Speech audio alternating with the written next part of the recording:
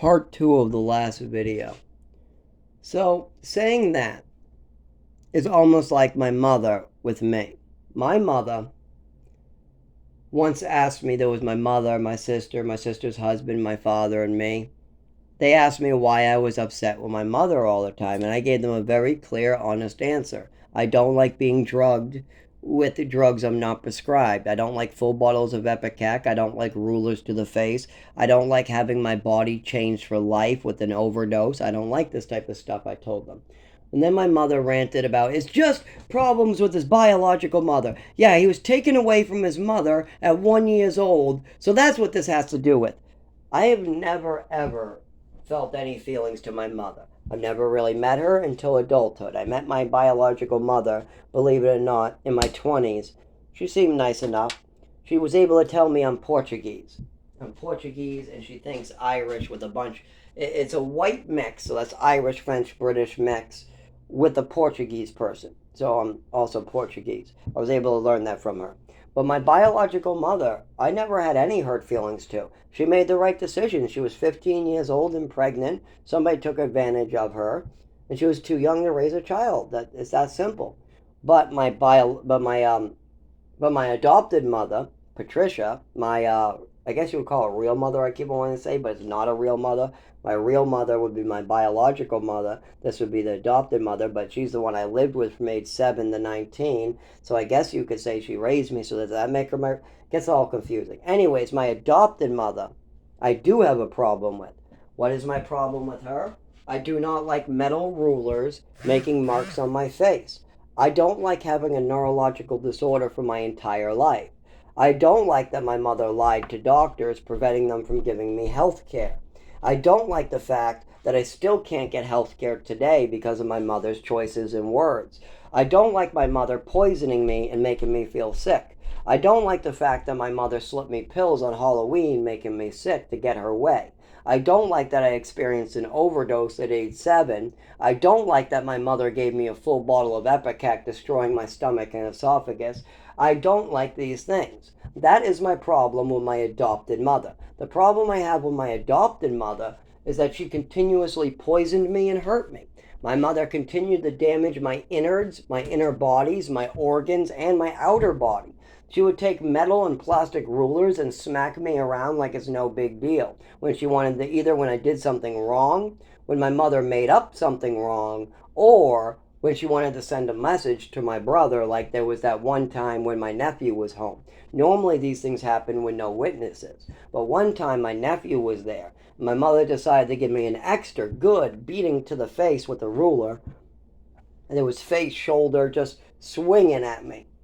Just like she did with the shoe. She used to swing for my eyeballs and my face. A lot of times that was only an inch away from taking out my eye, like with the high heel. My mother used to get violent, especially when she was drinking. But that's not what really bothered me. The beatings and because hitting your child in the face or the shoulder with a metal ruler definitely is a beating. But anyways, the hitting of me never really bothered me very much. It didn't cause any permanent damage. I am not hurt today by those rulers. But you know what I am hurt by? This neurological disorder and the lies that were told to the doctors. I'm still having problems getting health care, and I'm still having problems with my internal body, my nervous system, my coordination ever since that overdose. And people have tried to help me, but my mother has stopped that help every chance she got.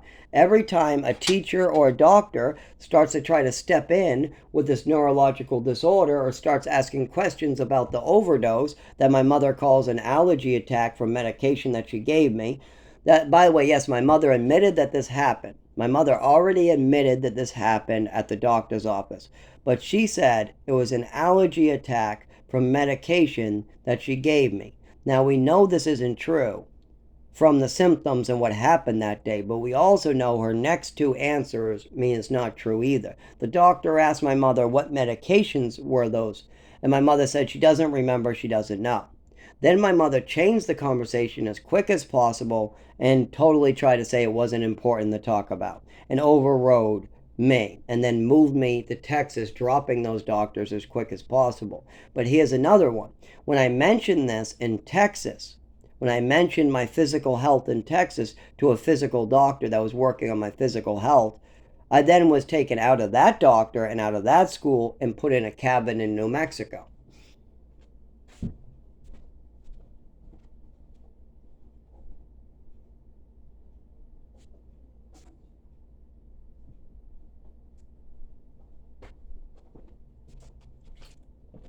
But what's important to understand here in this video is that I'm getting a little off track with the people suck part of it. It's just, if my father could make better choices, then my good choices that I've been making would work out better. But see, like, one of the choices I made was I went to the Department of Health and Human Services to get them to help me, as well as working with a neurologist in Social Security. But now I have to redo all of that again. That was 2 years ago. Why did it fail horribly? If I made good choices, then why did it all fail so? Because they called my father, and my father said it was a fantasy, and it was made up, and then stopped helping me. He called the doctor and told them the same thing. So the insurance company then got passed the message to the doctor. At that point, the insurance didn't want to cover any testing. The doctors didn't want to order any further testing, and the Department of Health and Human Services totally crashed all the Social Security and cash benefits right into a wall. They were helping me fill out paperwork. We had meetings. Everything was going good. Then they asked for my father's number. I warned them that might be a bad idea. They said they needed to find the previous Social Security case and they needed previous childhood records. I told them those were no good because the records you need are out of Westford in Texas, and my father's not going to let you see those. And even if you do see them, they're probably not well documented at this time. All you need to do is really talk to us honestly about my mother. But none of that really matters because she said that all she really needs is the Social Security case for my father, and they need to know how real this is and all that. At that point, I give her the number. She calls my father. My father says, "You don't need to help him. It's all a fantasy. He's out to get us. Don't help him. It's all a fantasy. He's a liar. He's a thief. He's a drug addict. He's probably on drugs. It's all drugs. He's probably on drugs. It's all drugs. He's an addict. He's a liar. It's all a fantasy." At this point, the worker's like, "Oh, so it's just a mental illness where this kid goes around making up stories. I see." And then I have the internal bleeding into my testicles, and I have to go to the emergency room for that. And of course, my father gives the same message to them. So when I go in, they go, "Oh, shouldn't you see a psychiatrist for this?" I said, "For blood in my testicles? I don't know if a psychiatrist would help with that." And then they look at it and go, "Oh no, this is real. Oh, disregard what we just said. You need to see a urologist. We were misinformed by somebody else, but now that we see it, we can see the blood in your testicles. You need to see a urologist and a GI specialist." I said, "Okay." So today I'm seeing a urologist and GI specialist, but it took me 6 months to get in there. By then, the blood was gone. But luckily, I took plenty of pictures and I saw plenty of doctors and I went to the emergency room. But why did I get a response like that? It's because my mother and father keep on trying to cover up what's really going on, making it 10 times more difficult for me. See, I do the right thing, but just because I'm doing the right thing doesn't mean somebody else isn't going to make things 10 times more difficult on me. And that's the way this works. I work really harder than anybody else does. Nobody else makes 100 hospital visits just for one little illness. They go in, they tell the doctors what's wrong, and they get better at a good rate. But see, they don't have a father like mine or a mother like mine. The difference between me having a neurological disorder, taking epilepsy medication, having seizures on the side of the road and living in the woods, and having to use a shelter or having to go to work or whatever, the difference between me and somebody else who has a neurological disorder, epilepsy, who has seizures once a year, the same exact disease, same exact disability, is they didn't have my mother and father.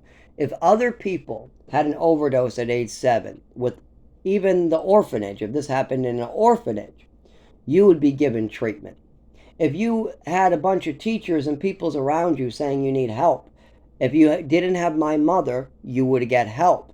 If you moved to Texas and the kid that's 9 years old starts talking about an overdose and starts putting on jackets when he doesn't need to and starts shaking and falling and there's just random stuff like that, he would get a doctor unless you have my mother and father.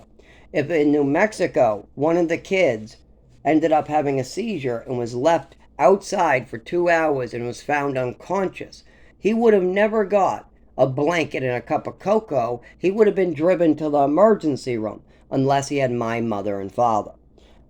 No kid would fall down during fireworks screaming in pain on the ground and not go to the emergency room or doctors. Instead, because of my mother and father, they brought me to a psychiatrist so my mother could say that she thought it was all something to do with like Asperger's or something like that. Yes, my mother, I literally almost had a seizure. I'm on the ground covering my ears, shaking. I'm curled up in a ball, shaking on the ground because I looked at a flashing light and a loud noise hit me at the same time as the flashing light. And it's a little chilly out. When all three of those things combine, I have a seizure or I get close to one. And it's very uncomfortable. It's like a taser on your spine, shooting out through your limbs. It's like getting tased. It's not a good feeling. And this is what it's like before the seizure. This is what it's like 24 hours a day, 7 days a week for me. I'm always getting tased. It's just what is the voltage? But the seizures feels like the voltage goes straight up, then you go unconscious. That's it. Your muscles do a lot of weird stuff. You twitch all over the place. The voltage goes way up, and then you go unconscious, and that's when the seizure starts. Right when you go unconscious, that's the actual seizure.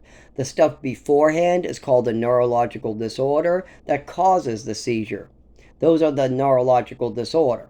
But see, assholes will try to confuse you or be like, oh, that's not a seizure because those aren't the symptoms and seizures only last 5 minutes and I know this because I'm a genius. Oh yeah, genius over there? Oh yeah? Well, what are the symptoms of a neurological disorder? And then that genius will act all high and mighty going, well, those symptoms vary. It's probably the same as a seizure.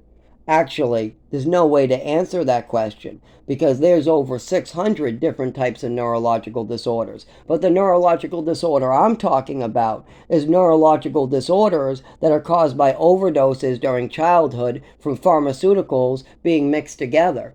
And you can Google this, and there's a lot of these neurological disorders that you can read about online or in medical journals. Just Google neurological disorder in young children caused by overdoses, over-medication of pharmaceuticals like opiates and Seroquel and Thorazine, and you will get an answer of all these different neurological disorders and cases of hundreds of kids in the country being diagnosed with neurological disorders because somebody messed around with too many pills in their body at a young age.